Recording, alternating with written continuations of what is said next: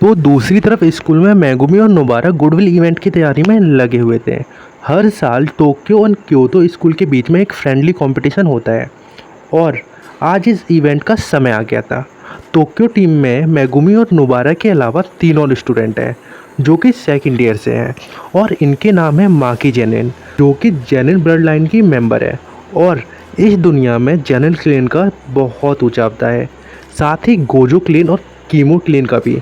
लेकिन माकी को उसकी फैमिली वाले फेलियर मानते हैं क्योंकि वो हेवली रिस्ट्रिक्शन नाम के कंडीशन के साथ पैदा हुई थी, यानी माकी के अंदर कोई भी कर्स एनर्जी नहीं है, लेकिन बदले में उसे सुपर ह्यूमन स्ट्रेंथ मिली हुई है, बिल्कुल यूजी के लेवल की। साथ ही कर्सेस देखने के लिए माकी को चश्मा पहनना पड़ता है और वो सॉर्सरर इसलिए बनना चाहती थी ताकि वो अपनी फैमिली को गलत साबित कर सके कि वो कोई फेलियर नहीं है। और अगला स्टूडेंट है पांडा, जो कि एक कर्स कॉर्प्स है।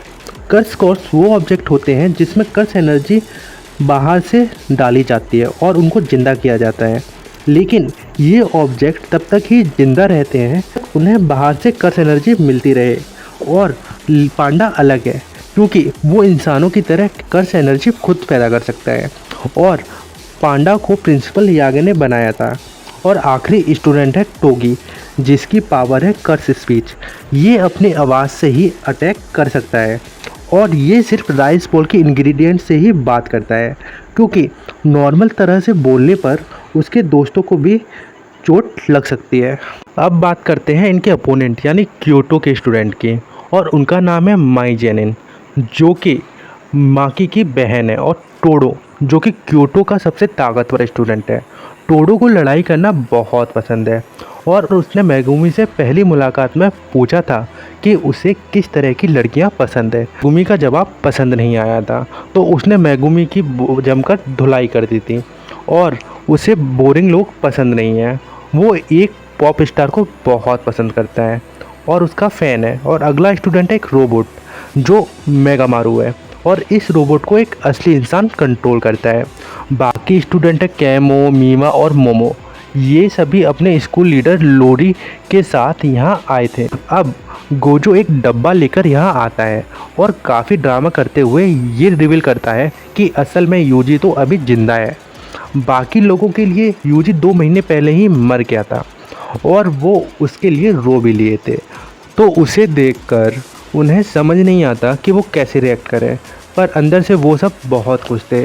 बेचारा यूजी को ये देखकर बहुत बुरा लगता है कि कोई भी उसके लौटने से खुश नहीं था, खासकर क्योतो स्कूल के प्रिंसिपल काकू कोनिंग। ये उन हायर अप्स में से एक थे जिन्होंने यूजी को मरवाने का प्लान बनाया था। जब उसे पता चलता है कि यूजी जिंदा है तो वो अपने स्टूडेंट के साथ मीटिंग करता है और वो लोग इस इवेंट के दौरान यूजी को मार दे ताकि सबको ये लगे वो एक्सीडेंट में मर गया। पहले दिन एक टीम बैटल होगी जिसमें जो भी टीम सबसे पहले एक सेकंड ग्रेड की कर्स को मार गिराएगी वो जीत जाएगी। साथ ही यहाँ कुछ लो लेवल के कर्सेज भी छोड़े जाएंगे। ये लोग एक दूसरे के काम में टांग अड़ा सकते हैं, बस किसी को भी जान से मारना मना है। बैटल शुरू होते ही टोडो इन सब के रास्ते में आ जाता है। यूजी सीधा उस पर हमला करता है ताकि बाकी लोग यहाँ से भाग सकें।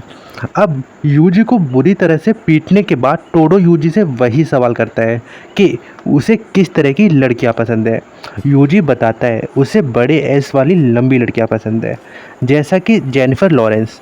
यूजी के जवाब सुनकर टोडो को रोना आ जाता है क्योंकि उन दोनों का टाइप बिल्कुल सेम था। इसीलिए टोडो यूजी को तुरंत अपना बेस्ट फ्रेंड बना लेता है। प्लान के मुताबिक बाकी अपोनेंट भी यूजी को जान से मारने यहाँ आ जाते हैं, लेकिन टोडो इन सबको भगा देता है क्योंकि वो अकेला ही यूजी से लड़ना चाहता था।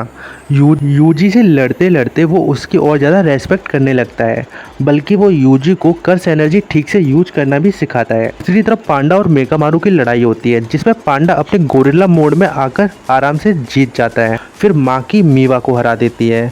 मायूमी भी मेको के साथ लड़ाई कर रहा होता है, जो कि कैमो क्लेन का वारिस है। लड़ाई के दौरान वो मायूमी से बार बार कहता है कि हम दोनों एक जैसे हैं। मायूमी जब 11 साल का था तब उसके फादर लापता हो गए थे और फिर गोजो ने ही मायूमी का ख्याल रखा था। मायूमी के फादर असल में एक जेनिन क्लेन से थे, यानी मेगुमी भी जेनिन क्लैन का मेंबर है।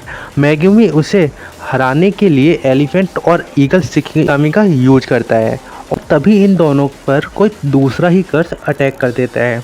दूसरी तरफ हम देखते हैं माहितो भी किसी तरह से स्कूल में घुस आया था और उन्हें पता चल गया था कि सुकुना बहुत ही ज़्यादा घमंडी है और पावरफुल है। भले ही वो उसको अपनी टीम में ज्वाइन ना कर सकें, फिर भी वो उसे जिंदा करना चाहते थे। अकेले ही कर्स का साम्राज्य खड़ा कर सकता है। और अभी के टाइम में जुजुत्सु हाई में सुकुना की 6 उंगलियां छुपी हुई हैं। अब तक यूजी ने एक बार में 1 उंगली ही खाई थी, लेकिन अगर वो एक बार में 6 उंगलियां खा ले तो शायद वो अपनी बॉडी से अपना कंट्रोल खो देगा। ये तो का प्लान था कि वो 6 उंगलियां स्कूल से चुरा लेगा और 31 अक्टूबर को वो गोजो को प्रिज्म में बंद कर देगा और सुकुना को जिंदा भी। हाँ, स्कूल में एक 1000 साल उम्र की सॉर्सरर है। वो जानती है कि सुकुना की उंगलियां और बाकी कर्स ऑब्जेक्ट स्कूल में कहाँ रखे हुए हैं, लेकिन गेतो ने उसकी भी जुगाड़ कर ली थी। उसके पास पहले से ही एक फिंगर थी जिससे उसने जंपी की मॉम वाले क्राइम सीन पर छोड़ दिया था और स्कूल ने उस फिंगर को बाकी फिंगर के साथ रख दिया था। लेकिन वो ये नहीं जानते थे कि गेतो ने उस फिंगर में एक ट्रैकर लगाया हुआ है जिसमें माहितो की कर्स एनर्जी थी, यानी कि माहितो आराम से पता लगा सकता है कि यह जगह कहाँ पर है। अब बाकी सबका ध्यान भटकाने के लिए ननामी स्टूडेंट पर हमला कर देता है। मेगुमी, केमो और इजुमाकी मिलकर भी हनामी का कुछ नहीं बिगाड़ पाते। इसके बाद माकी भी यहाँ इनकी मदद करने के लिए आ जाती है। वो अपने साथ कुछ स्पेशल ग्रेड के टूल भी लाई थी, पर फिर भी हनामी ये बैंड बजा देता है और तब यूजी और टोडो वहाँ एंट्री मारते हैं। हमें टोडो की कर्स एनर्जी का पता चलता है। टोडो अपने हाथों से ताली बजाकर किसी के साथ भी अपनी जगह स्विच कर सकता है, यूजी के साथ भी और हनामी के साथ भी। और इसी तरह से ये जगह बदल बदल कर हनामी को बहुत कंफ्यूज कर देता है और उसकी बैंड बजा देता है। यूजी ने टोडो की मदद से ब्लैक फ्लैश नाम का अटैक करना भी सीख लिया था, जो कि बहुत कम सॉर्सरर कर पाते हैं और इसी अटैक की पावर डबल हो जाती है। अब इन दोनों ने हनामी की हालत इतनी बुरी कर दी थी कि वो अपने डोमेन एक्सपेंशन करने लगता है और तभी गोजो की एंट्री हो जाती है। तो चलिए जानते हैं अब तक गोजो कहाँ था। बैटल एरेना से गोजो को दूर रखने के लिए इन लोगों ने बैरियर बना दिया था और इसलिए गोजो बाहर था। बाकी सब लोग आराम से अंदर बाहर हो सकते थे। इस बैरियर टेक्निक को कर्टेन कहा जाता है और हर कर्टेन का अलग अलग रूल होता था और इसका सिर्फ एक ही रूल था, गोजो को बाहर रखना। अब लोरी और गोकागांजी अंदर आ जाते हैं, जहां उन्हें एक कर्स यूजर मिलता है। गोकागांजी अपनी गिटार निकालकर उससे लड़ने लगते हैं, लेकिन तभी किसी कारण से वो बैरियर हट जाता है। अब गोजो आसमान में उड़कर दोनों दुश्मनों को देखता है। सबसे पहले वो कर्स यूजर के हाथ पैर तोड़ देता है ताकि बाद में वो उससे पूछताछ कर सके। इसके बाद हनामी को मारने के लिए गोजो एक बड़ा सा लॉन्ग रेंज अटैक करता है जिसका नाम था हेलो टेक्निक पर्पल। ये अटैक इतना बड़ा था कि किसी को पता ही नहीं चलता हनामी मारा गया या भाग गया, लेकिन हनामी जिंदा बचने का था। और इन सब के बीच माहितो स्कूल में चोरी कर लेता है और उसने सुकुना की 6 फिंगर तो चुरा ही थी, साथ में 3 डेथ पेंटिंग भी चुरा ली थी। और इस कांड के बाद गोजो को एक बात तो समझ आ गई थी कि इनके बीच कोई खबरी छुपा हुआ है जो कि कर्स को सारी इन्फॉर्मेशन दे रहा है। इसी के साथ इनके गुड इवेंट का भी कैंसिल किया जाता है, लेकिन टोडो उन सारे स्टूडेंट को मना लेता है कि उन्हें कंपटीशन कंटिन्यू रखना चाहिए और दूसरे दिन ये सब मिलकर बेसबॉल मैच खेलते हैं, जो कि गोजो का आइडिया था, जिसमें यूजी आराम से अपनी टीम को जितवा देता है। वैसे हायर अप्स अब भी यूजी को मारना चाहते थे, लेकिन प्रिंसिपल यागा गोकागांजी को मना लेते हैं कि वो यूजी के पीछा छोड़ दें, क्योंकि यूजी काफ़ी टैलेंटेड है और फ्यूचर में गोजो की काफ़ी मदद कर सकता है। अब एक हफ्ते बाद यूजी, मेगुमी और नोबारा को एक नए मिशन पर भेजा जाता है। असल में 4 लोगों की रहस्यमय तरीके से मौत हो गई थी और ये चारों एक ही मिडिल स्कूल में क्लासमेट हुआ करते थे।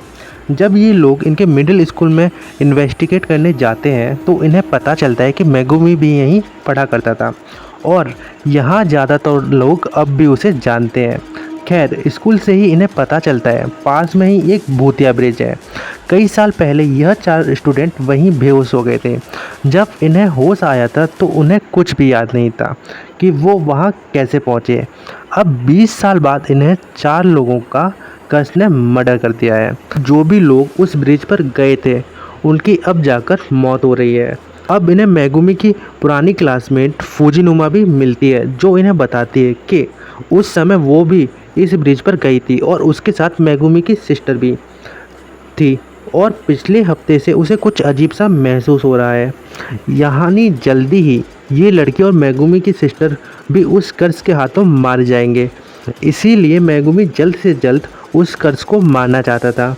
उसी रात ये लोग उस ब्रिज के नीचे आकर एक बैरियर में एंटर करते हैं, जहां उनका सामना अजीब से मॉन्स्टर से होता है, जो कि यूजी और नोबारा को बैरियर से बाहर ले जाता है।